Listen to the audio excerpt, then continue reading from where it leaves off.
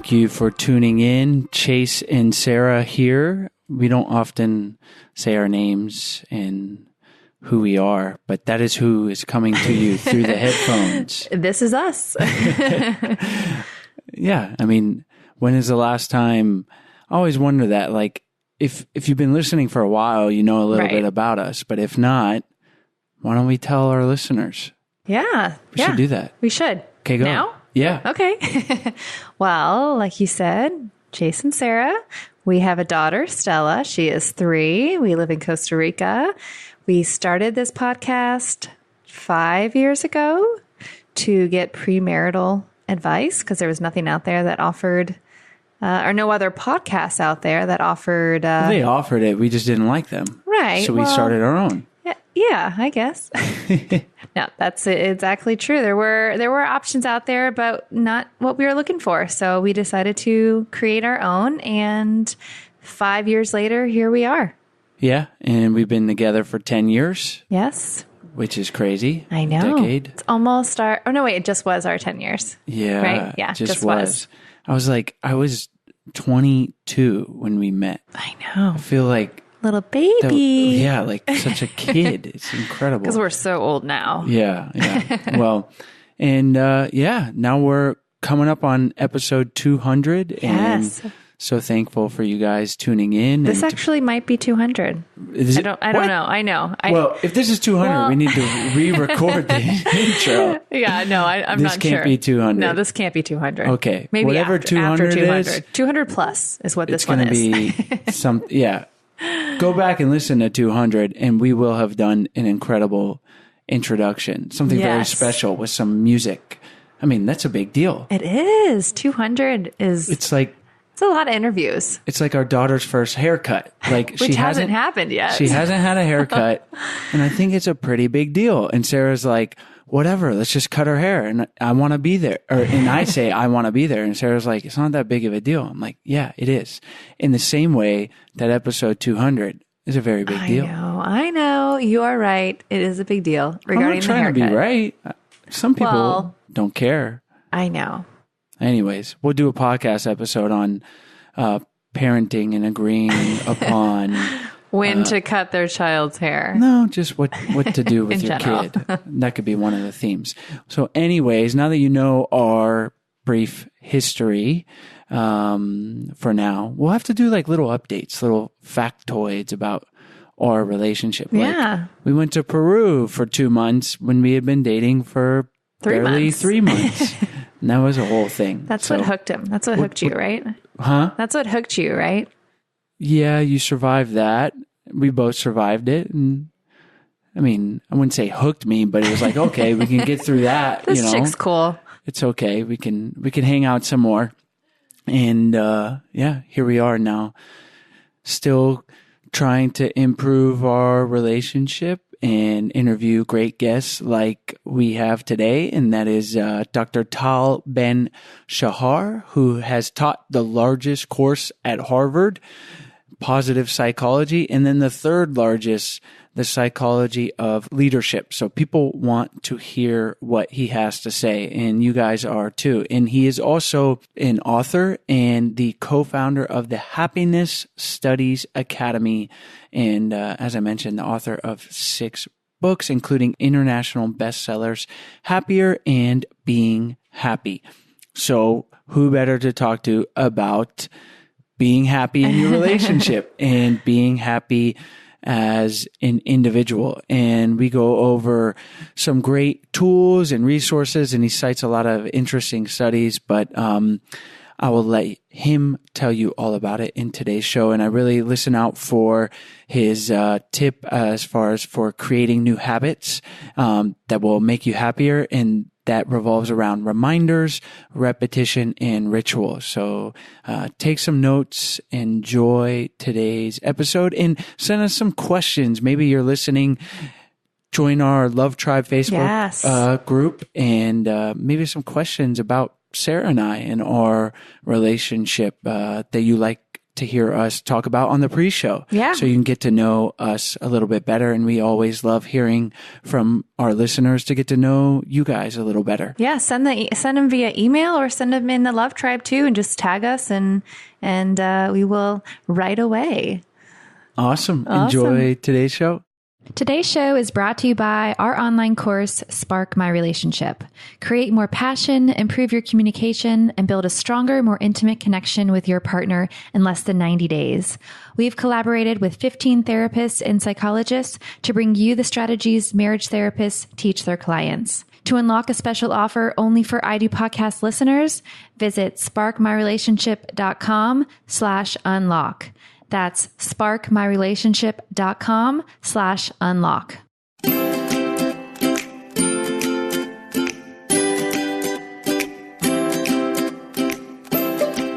Hi, Tal. Thank you so much for joining us on the show today. Thank you for having me on the show. Tal, we like to start our show with having you tell us and our listeners why you enjoy helping people improve their relationships in particular. Well, there's so much research out there showing that relationships are the number one predictor of happiness. I'm in the business of happiness. My personal mission statement is to spread what I've come to call the ultimate currency, the currency of happiness. And relationships are the most important component there.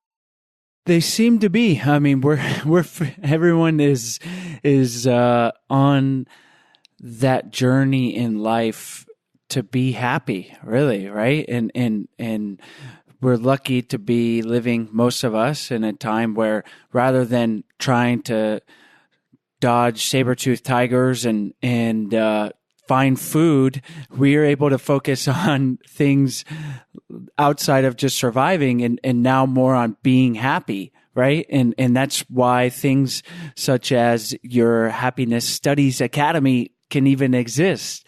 And it's kind of cool to think about. It didn't used to always be this way and for a long time. But maybe kind of this modern day, all these luxuries and this technology are taking us away from what really makes us happy. And you alluded to it in our relationships being the number one predictor of happiness. So maybe you can tell us a little bit about that finding, the research behind it, and we can talk about how to improve all the relationships in our life. Great. So just recently I came back from a long tour across Latin America. And the company I was working with was Sura Asset Management. They asked me to do research before I gave my talks and share it with the audience, with the press. And the research we did was look at happiness levels across Latin America, comparing them to the rest of the world, or most of the rest of the world, especially US, Europe, further east. And what we found in this research was initially no big surprise. We found that Latin America is the happiest region in the world, but we knew that already. What was surprising, though, was that when we broke down the population into age groups, we found that while the older generation in Latin America was indeed a lot happier than the rest of the world, the young generation, or that is 18 to 35, was actually as happy, or rather as unhappy, as the rest of the world. In other words, it was just the old generation that was essentially carrying Latin America in terms of their, so to speak, happiness rankings. And when we looked deeper and asked why, we found that it was all about relationships. Now, it's not that the young generation didn't value relationships. It was that de facto, they weren't spending nearly as much time with their loved ones. They were on social media. And unfortunately, 1,000 friends on social media are no substitute for that one BFF, for that one or two real relationships. It seems like the problem of our time, of this era of the internet, really is Sarah and I are in our early 30s. So I feel like we're just on the cusp of being the first generation, just growing up only knowing the internet, and certainly a little bit later actually than the first generation only knowing social media. But we don't even fully realize or understand the effects that it's having on us. I mean, because it's all happening right now, but like through research like this and others, it's becoming abundantly clear that these social connections online do not replace the real world interactions. And it's almost obvious at this point, but it seems like we're so wrapped up in a large segment of our day-to-day lives kind of goes through this new medium of social interaction. So how are you looking at this problem, and how are we going to tackle it? Yes, we need to look at the problem and address it for what it is. And what it is a mass addiction. The number one addiction today, and I'm involved with research and practice in the area of addiction. The number one addiction today is no longer alcohol or drugs or gambling. Number one addiction today is screen, and specifically 3 forms of screen time. 1 is social media, 2 is pornography, and 3 is gaming. And this screen addiction is leading to a great deal of unhappiness. Now, how do you deal with addiction? I mean, think about it. So, if let's say you have someone who's addicted to heroin, you won't put the drug next to them on a regular basis and just tell them don't use it. You will actually get it away from them, not tempt them, at least not too much. In the same way, this is what we do. So we have three kids, and it's not just that we tell them not to use, the internet, or to use their PlayStation or Xbox more than 1 hour a day, which is what we limit it to. We also take it away, so it's not unnecessarily tempting them, not making life more difficult for them.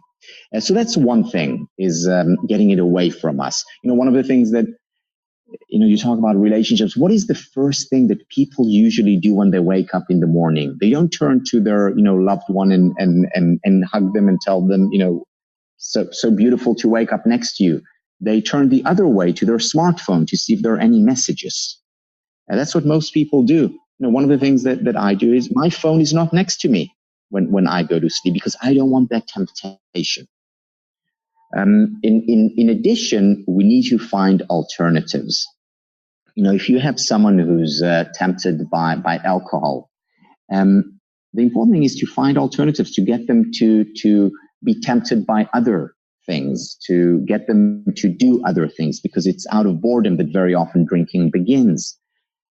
So we need to find alternatives. When it's with kids, play board games with them. When it's adults, go out and leave your smartphones at home if possible. I find that I'm definitely addicted to looking at my phone or computer or email. Maybe not an extreme case, but that the best solution is just to be away from it. Like, I try to, if we're going out as a family, I leave my phone at home, and that's just, and it's easy, and I'm not like stressing out that I don't have it.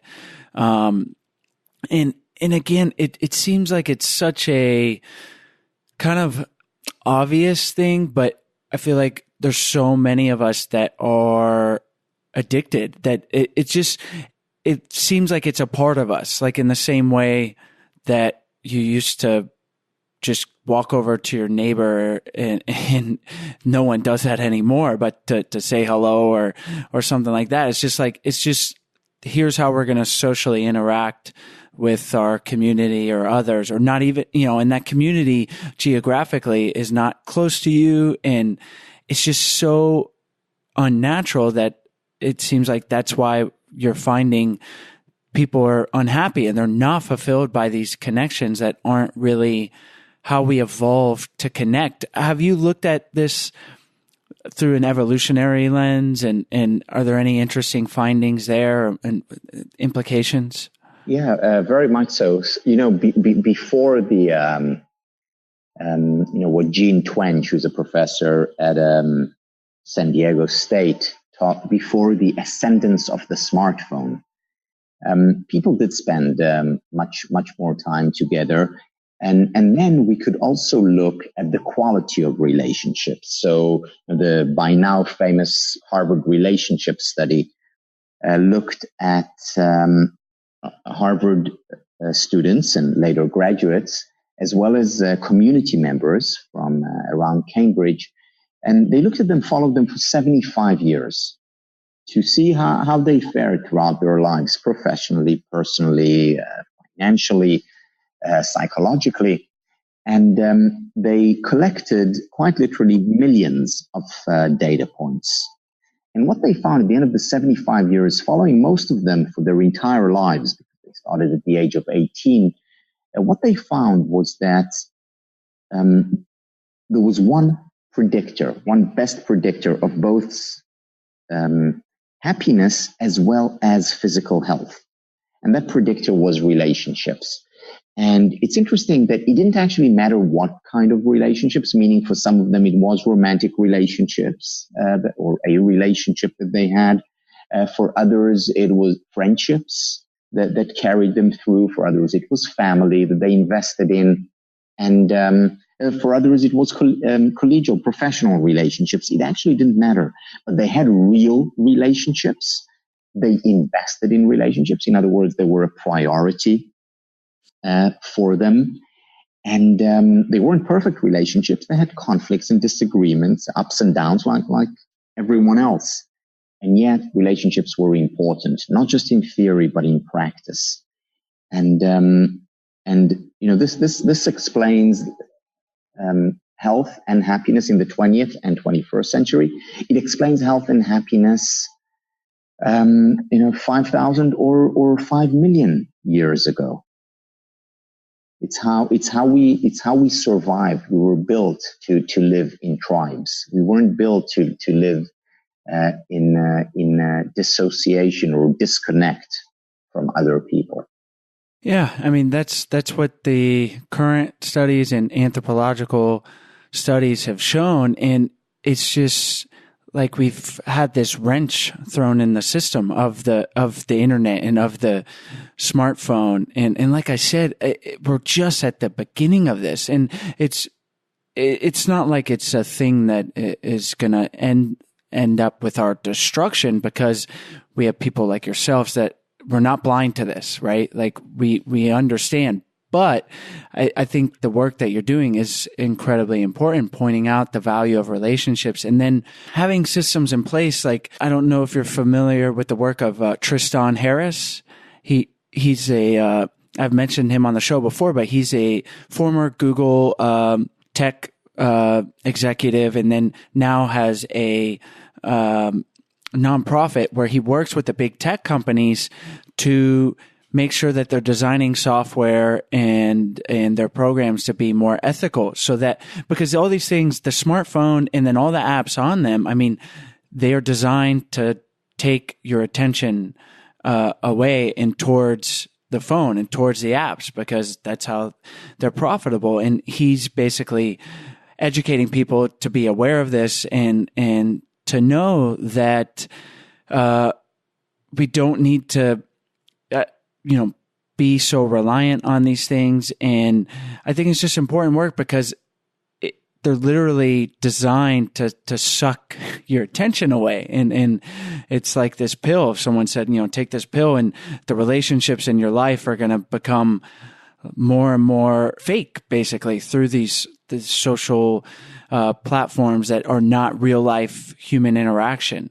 So that knowledge is just important to get out there, and then to take the steps to leave your phone at home, to give your partner in the morning when you wake up a kiss rather than checking your phone as the first thing you do, which I'm guilty of 90% of the mornings. So it's just such an important thing.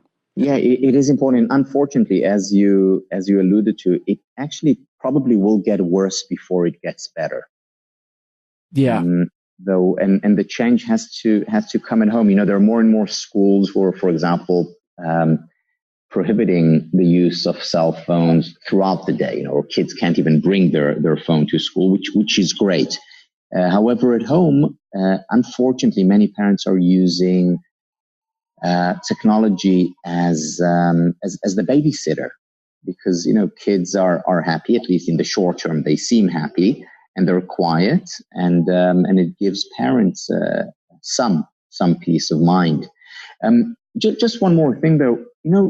There are also benefits to media, and we shouldn't throw the baby out with the bathwater. I just recently met my best friend from when we were 12 years old. We hadn't seen each other for 35 years, and we just, because our parents moved countries, and we just met again thanks to social media. So, and my sister found her amazing husband through social media. So there are certainly upsides as well. The point is moderation. Moderation. That's the key.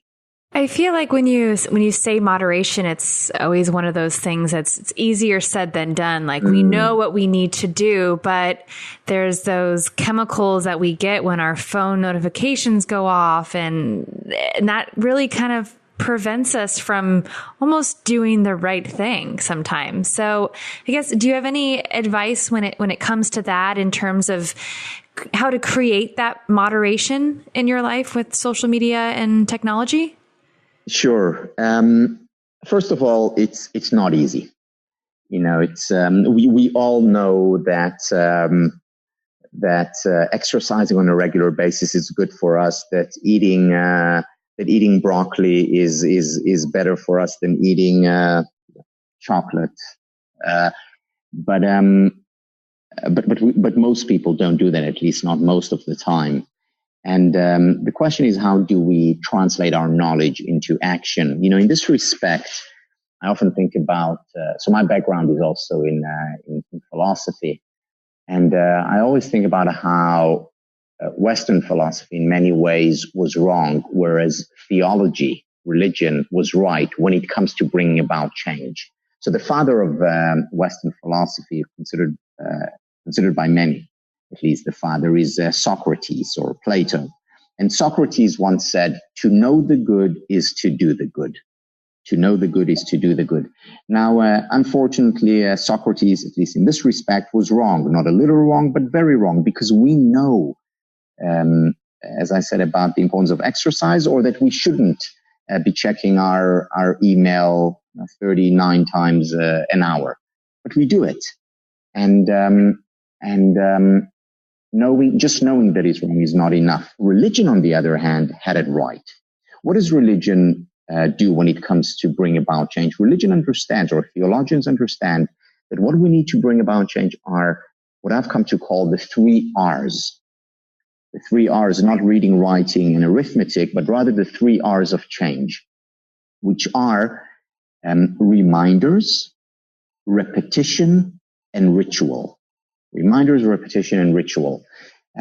Because when we remind ourselves to do something and we repeat a particular action over and over again, and then we create a ritual out of it, that's when change happens. I mean, think about how religion works.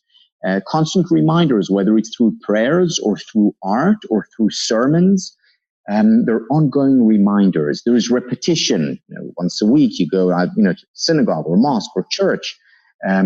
There's repetition in terms of the holidays. Each day is, Christianity is a saint's day. It reminds you constantly. It's a repetitive reminders. Repeat the prayer over and over again. And then over time, you create rituals. And these rituals you can actually see them formed in the brain. I mean, if you think about it, what's an addiction? Addiction is a ritual. It's a negative ritual, but it's a ritual. So the question is, how do you create positive rituals? For example, how do I create the positive ritual that every day when I wake up in the morning, I spend, 1 minute looking into my partner's eyes? Or how do we create the ritual that once a week, or 3 times a week, we as partners go out on a date? My wife and I, we have a weekly date. We have a day when we go out. We leave the kids, we bring a babysitter, and we go out. Many of our friends say to us, come on, a ritual around a date? That's so unromantic. Why don't you use spontaneity? Why don't you wait for that, passion to rise, and then you go out on a date? And, with 3 kids at home, both of us working full time, waiting for that spontaneity, it's not going to happen. You need to have rituals in your lives around the important values in your life. And a ritual can also be every night before I go to bed, I put the phone away. Or every time when we come home, we switch the phone off and we put it, in a safe haven, so to speak, for phones.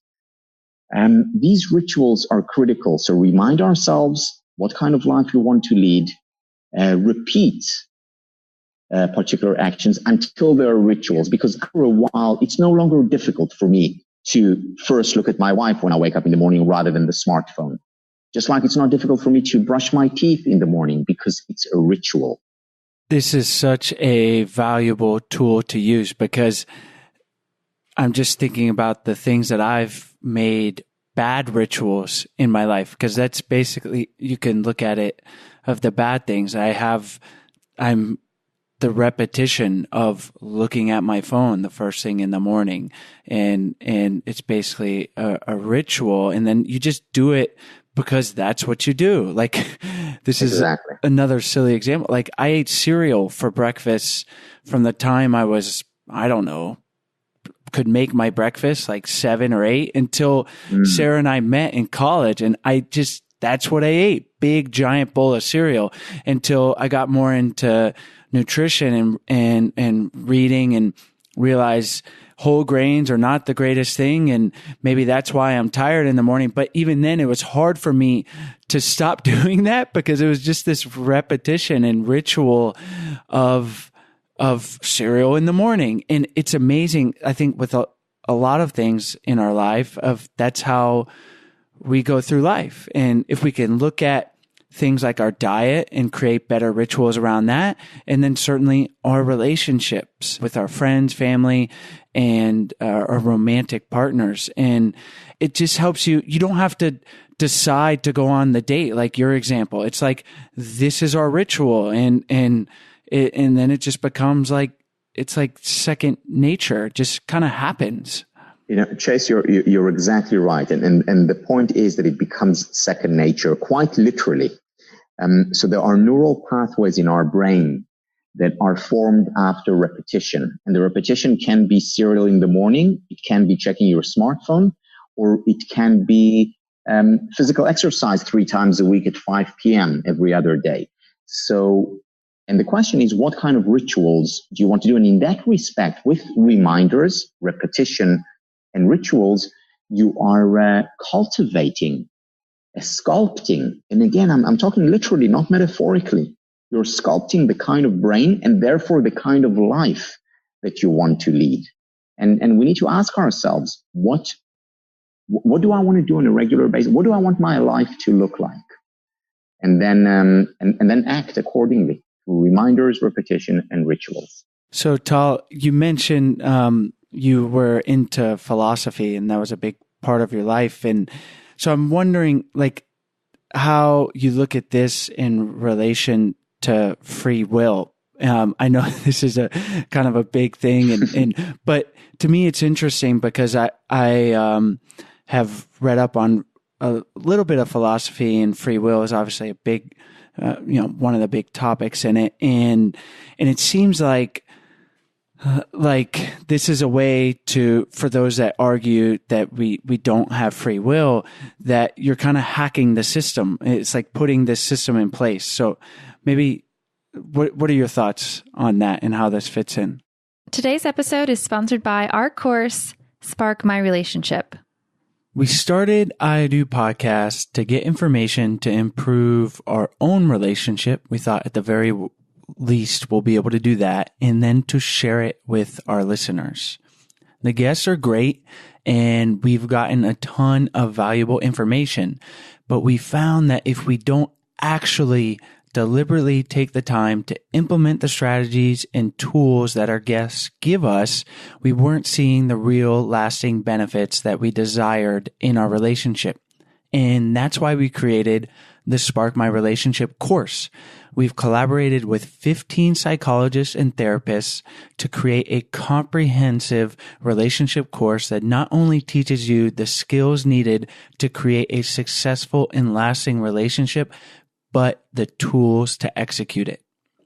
By enrolling in the online course, you'll have access to the same strategies and tools that marriage therapists teach their clients, including therapist-taught video lessons with workbooks and exercises to help you work towards accomplishing your relationship goals in less than 90 days.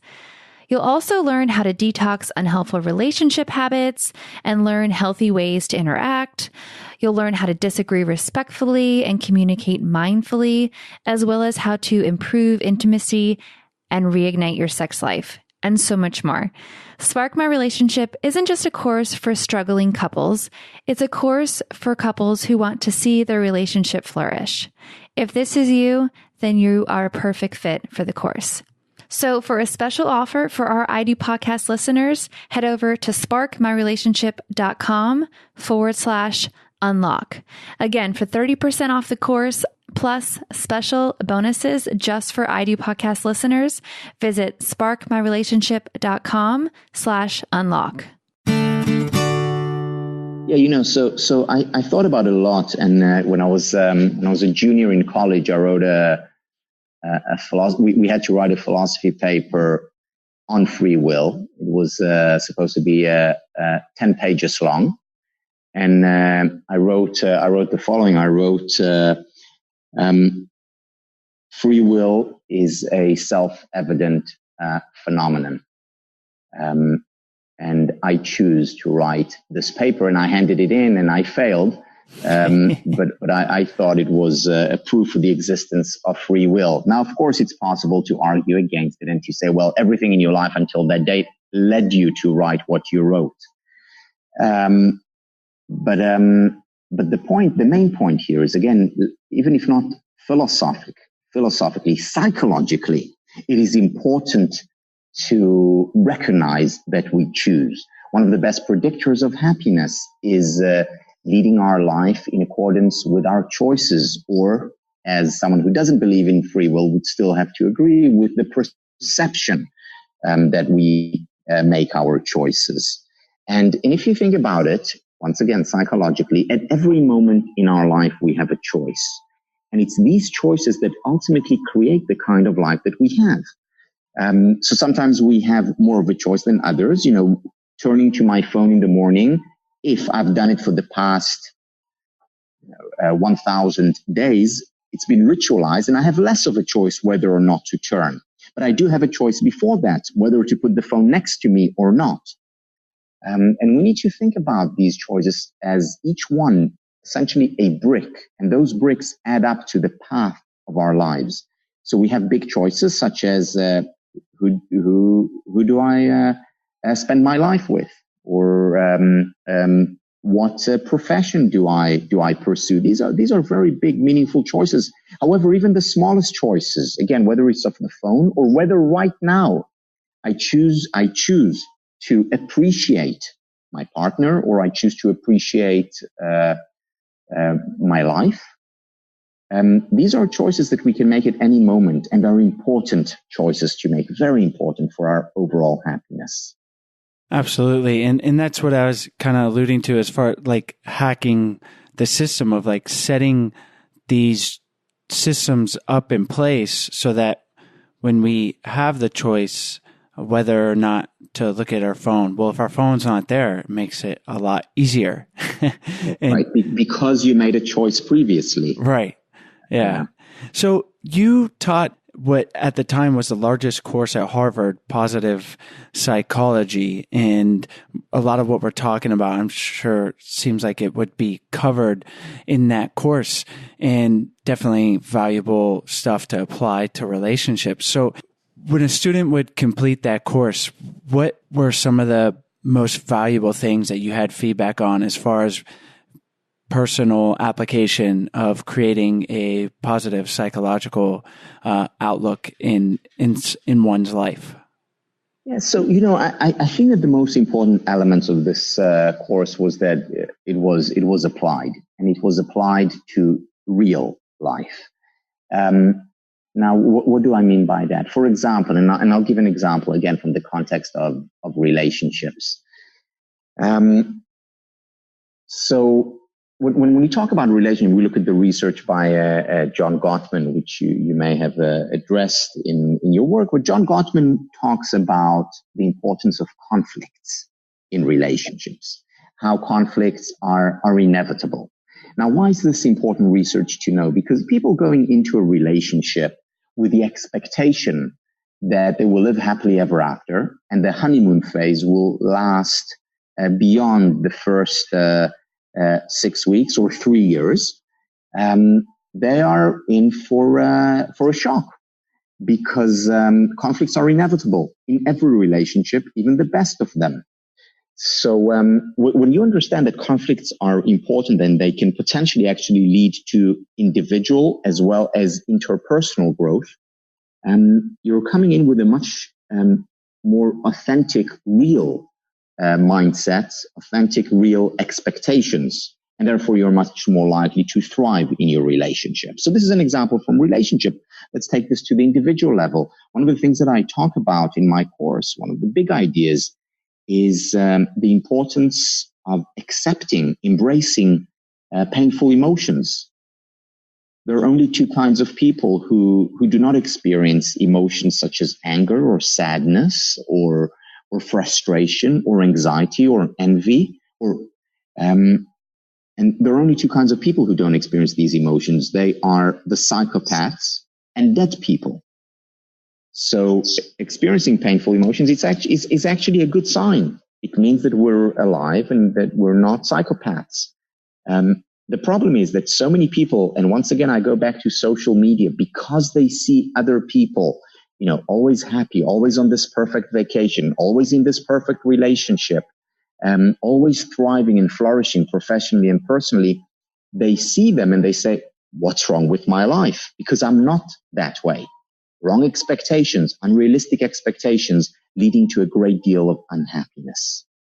So true. And I don't know who to attribute the quote to, but comparison is the thief of joy is one that I love, and one that I have been guilty of finding myself in, is that I think it's just a natural thing that when you're on social media, looking at other people's lives, celebrity culture, even before social media, you're comparing, and it's not a true narrative. And even if it is, it's not your narrative. And so comparing is not going to make you happier.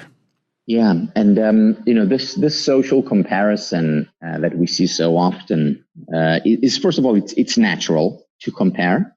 The thing, though, is that if we can be aware that we do it, and simply observe it. This is what Eastern wisdom is very much about. This is what meditation is very much about. Just to observe this phenomenon. Just look at the fact that you're comparing and say, how interesting. Here I am comparing again, and then move on to live your life. This is the healthy approach to this thief of joy, as you point out. I'm curious. Earlier, you mentioned with addiction being the number one addiction right now being screen, and then that being broken up to social pornography and gaming. Is there one of those categories that affects relationships more than another? Yeah. So, the question, of course, is at what age? So when it comes to young kids and up until teenage years, it's mostly gaming. Later on in life, with adults and a lot more with men than women, it's pornography. And I was recently doing some consulting for local government in Asia, and one of the things that they brought up was the fact that one of the things that they're really worried about is that their young generation, 18 to 35-year-olds, are not having sex. And the reason for it is because they are mostly, getting their fix, so to speak, from pornography. It's easier than real relationships. It's you can have a different one every night. It satisfies your exact fantasy, and it's a problem because the young generation, they're choosing not to go out, and even if they do, they're awkward and they're afraid, and they revert back to what's easy and accessible.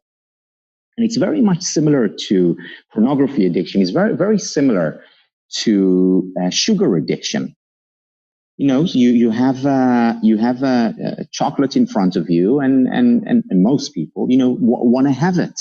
And the thing is that we need to change the environment, the kind of choices that we have.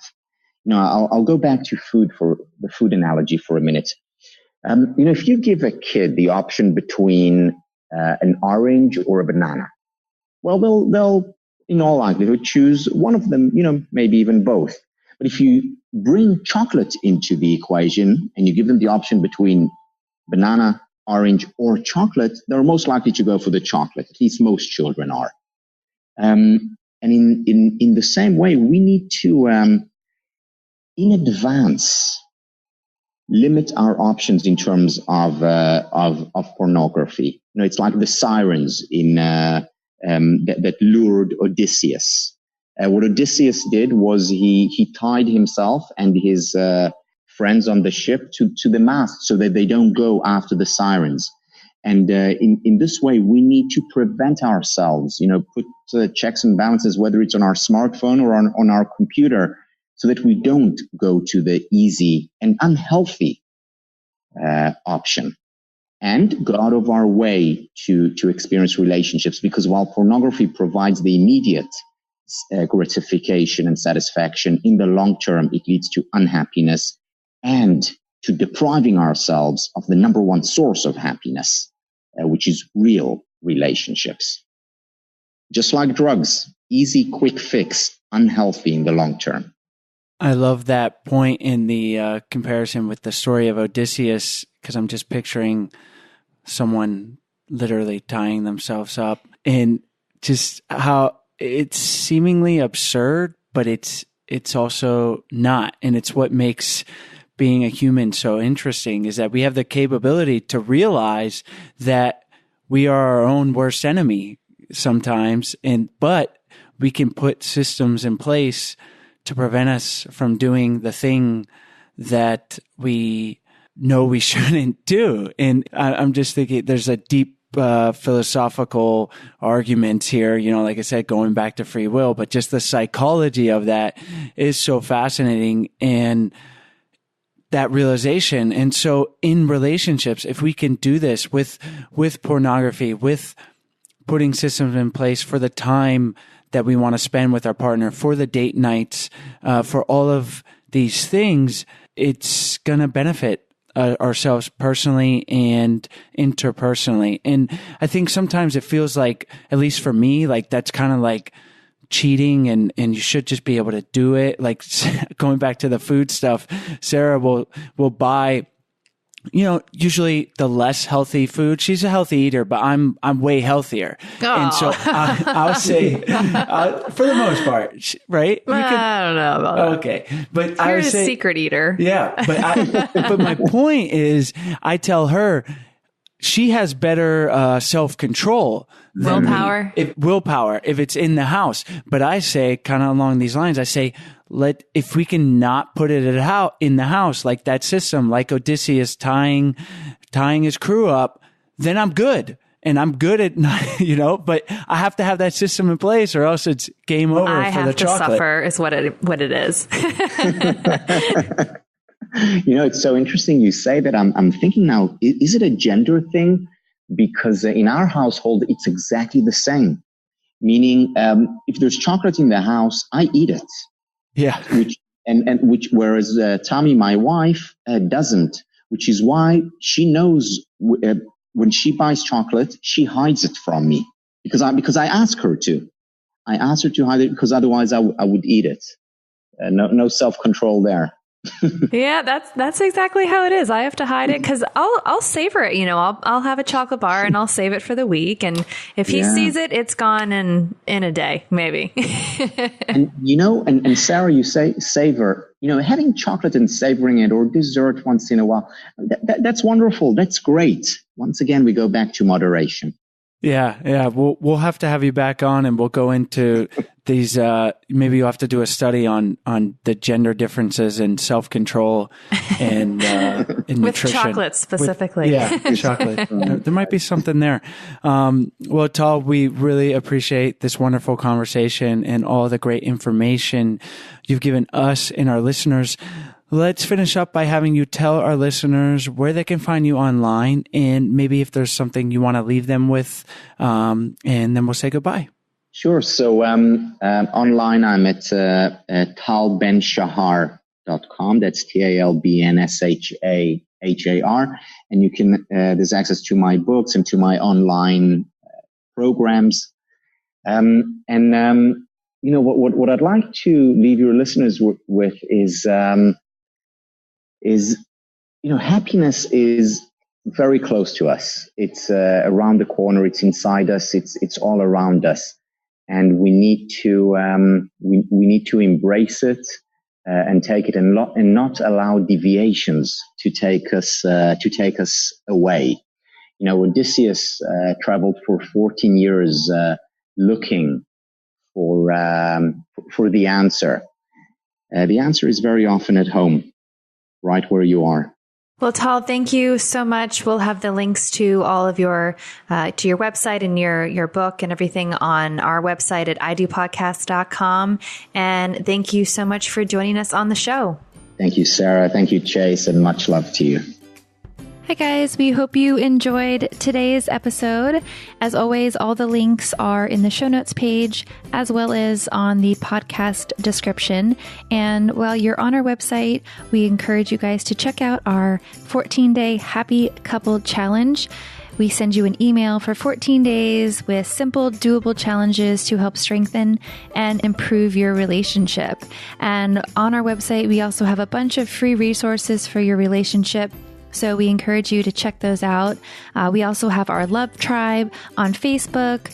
We encourage you guys to join the tribe and be there for support for each other. If you have questions or just need some relationship advice, we are all here for each other. The group has grown to almost 1,000 people, and we love it. So we hope you guys join that. You can go to Facebook, Love Tribe Fam, and you'll find us right there. And if you are interested in learning more about our flagship course, Spark My Relationship, we hope you guys check it out. We have a special offer that is only for podcast listeners. So you can go to sparkmyrelationship.com/unlock, and you can unlock that special offer and learn more. As always, thank you guys so much, and we'll see you next week.